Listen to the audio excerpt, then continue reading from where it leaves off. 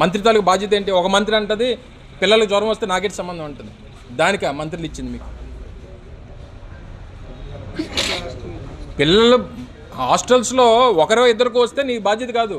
హాస్టల్లో ఉన్న 200 మంది పిల్లలకి జ్వరం వస్తే ఎవరి బాధ్యత? మీ చేతకాంతనం వల్ల, మీ తాలూకా నెగ్లిజెన్స్ వల్ల గిరిజన పిల్లలంటే మాకు అసలు మనుషులతో సమానం కాదు, వాళ్ళు పశువుల కన్నా హీనం అనేటువంటి అభిప్రాయంతో ఉన్నటువంటి ప్రభుత్వానికి అంతకంటే గొప్పగా మాట్లాడతారు అనుకోవడం మన అమాయకత్వం. నీకు జ్వరం వస్తే నువ్వు రోజు ఏసీ రూముల్లో ఉండి తిరుగుతావు. నువ్వు ఏదో ఒకరోజు బయటకు వస్తే నీకు జ్వరం వచ్చి ఉండొచ్చు. ఆ పిల్లలు అక్కడే పాపం ఆ ఇబ్బందుల్లో ఉన్నారు.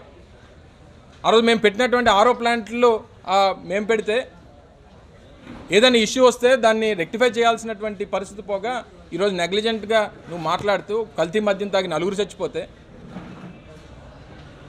పిల్లలు 2 చచ్చిపోతే, అక్కడ రేపు బల్క్డ్రగ్ పార్క్ వద్దని ఇక్కడ మన మహానటి ఉంది, ఈ బల్క్డ్రగ్ పార్క్ దగ్గర ఆవిడే చెప్పింది. వెళ్ళి ఏం చెప్పింది? ఇక్కడ బల్క్డ్రగ్ పార్క్ వస్తే మాకు జబ్బులు వచ్చేస్తాయి, మీకు క్యాన్సర్ వచ్చేస్తుంది, మీకు పిల్లలు పుట్టరు, మత్స్య సంపద దొరకదు, మీకు పిల్లలు పుట్టిన అంగవైకల్యంతో పుడతారని చెప్పింది ఎవరు? ఏ మహానటి చెప్పింది?